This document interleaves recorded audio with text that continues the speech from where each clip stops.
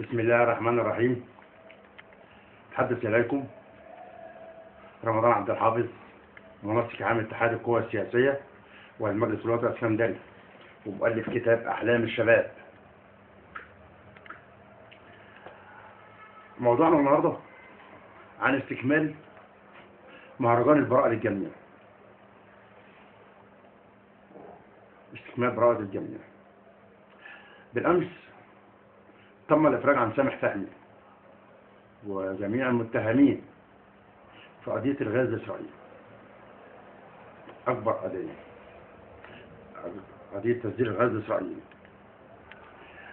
القضاء الشامخ، قضاء مصر الشامخ، إيه مستنداتك لطلوع براءة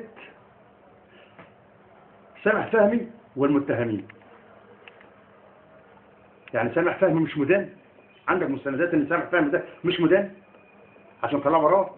عندك مستندات ان سامح فهمي ده ما كانش بيصدر غاز اسرائيل؟ ما مين اللي كان بيصدره؟ انا اللي بصدره. عندك مستندات ان رمضان عبد الحافظ كان بيصدر غاز اسرائيل؟ تعال خدني الحديد. لما سامح فهمي اللي استولى على غاز مصر، لتصدير غاز مصر 30 سنة ودمر اقتصاد مصر، عايز براءة. ده الراجل بتاع الخردة اللي بيسرق حتة خردة كده ولا بتاع، بتديله 7 سنين 8 سنين، بتاع خردة. الراجل بياكل عيش، حتة خردة يعني اسمها خردة. لكن الراجل اللي هو بتاع تصدير الغاز لإسرائيل ده بتديله براءة. ايه يا قضاء يا شامخ؟ كل خد براءة. ما عشان كده في اول الفيديو بنقول ده استكمال موضوع مهرجان البراءة للجميع. عشان كده بنقول ده استكمال مهرجان كل براءة. تدوني على قفانا الشعب المصري، بتدوني على قفانا لسه؟ ها يا قضاء يا شامخ، طب حللها دي سنة ولا سنتين، يعني خليها حلوة سنة ولا سنتين ولا تحت ولا حتى مبلوعة، لكن براءة.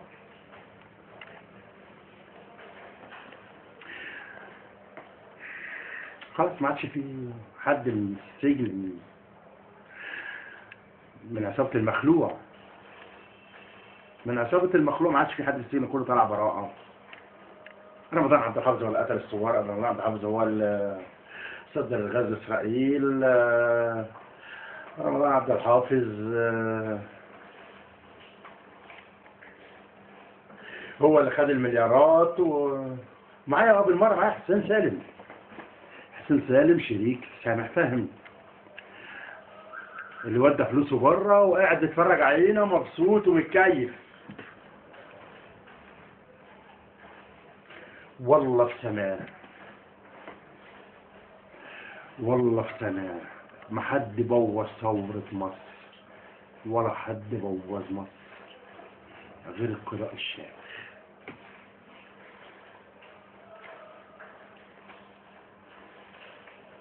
ما حدش بوظ ثورة مصر غير القضاء المصري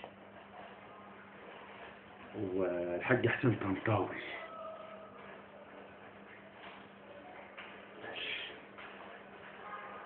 اللي كان المفروض انشأ محكمة ثورية في ساعتها، وزاد المبلطين مسك لي رئيس جمهورية محمد مرسي وهو هربان من السجن. واحد هربان من السجن طنطاوي راح مسكه رئيس جمهورية.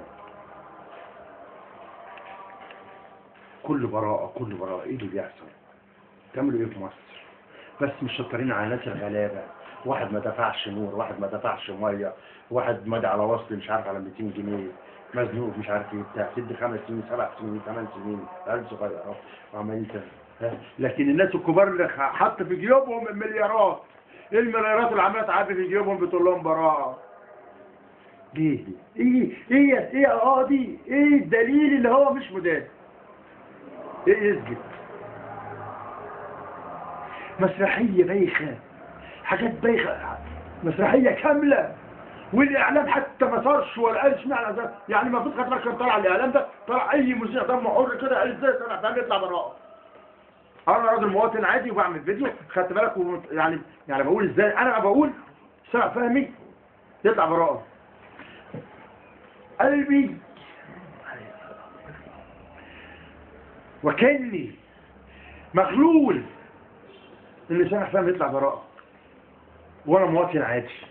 مفيش واحد من الاعلام قادر يطلع يقول كلمتين يقول لي القاضي القضاء طلعوا الناس براءه.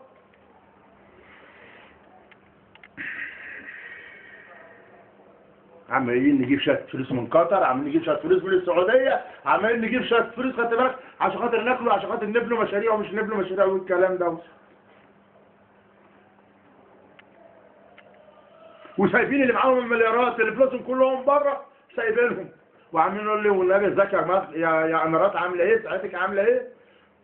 يا سعوديه صحتك عامله ايه؟ وبتاع والكلام ده، خدت بالك، عشان خاطر يعني برضه ساعد معانا في الاقتصاد القومي المصري.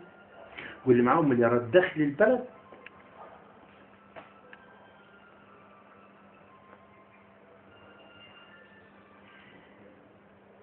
ليه بيطلعوا ليه براءه؟ ليه القضاء المصري بيعمل كده؟ ليه؟ ليه بيعمل كده؟ بياخدوا فلوس.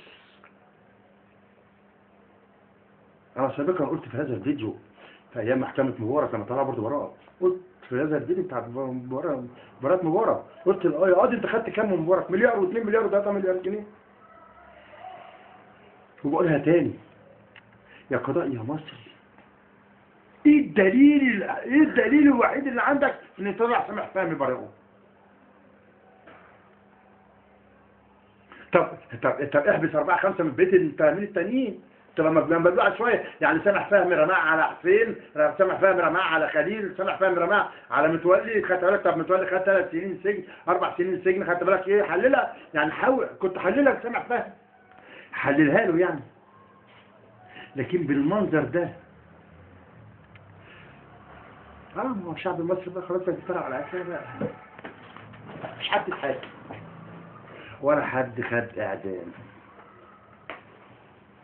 1330 حكم بالإعدام من 2011 لحد النهاردة، مفيش حكم واحد اتنفذ.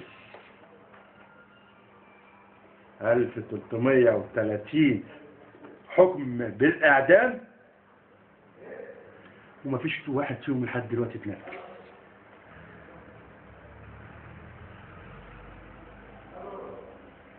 عايز افهم حاجة، ايه سبب تنفيذ الحكم، وقف تنفيذ الاحكام الاعدام؟ ايه سبب؟ ناس محكوم عليها بالاعدام، خلاص القضاء حكمت عليها بالاعدام، لحد النهارده مفيش حكم اعدام واحد يتنفذ. ايه سبب عدم تنفيذ الحكم بالاعدام؟ ايه عدم سبب تنفيذه؟ ليه 1330 حكم بالاعدام ولا واحد؟ ليه مفيش حكم بالاعدام واحد يتنفذ؟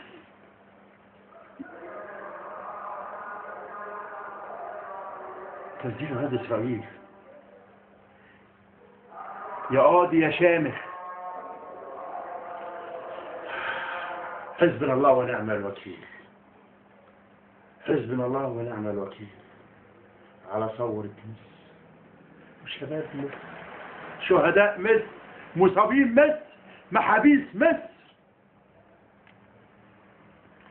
طب طلع العيال الثوار اللي انت حابسينهم،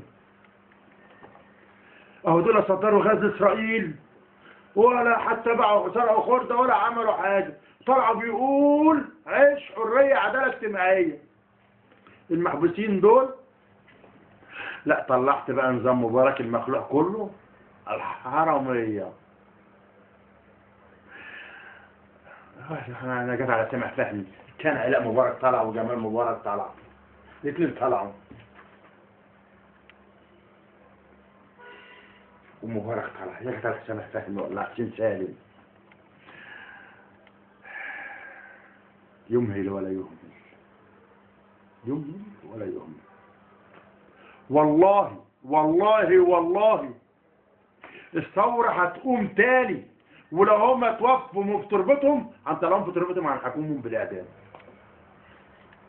طالت ولا عصرت؟ انطلت ولا عصرت؟ الثورة هتقوم تاني، أنا بقول لك انطلت ولا عصرت، مهما طال الأجل، ولو هم توفوا لازم يتنفذ عليهم الحكم بالإعدام، ولو هم في تربتهم.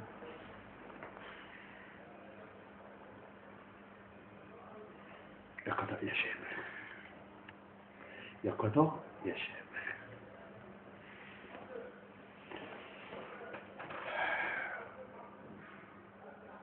السلام عليكم ورحمة الله وبركاته.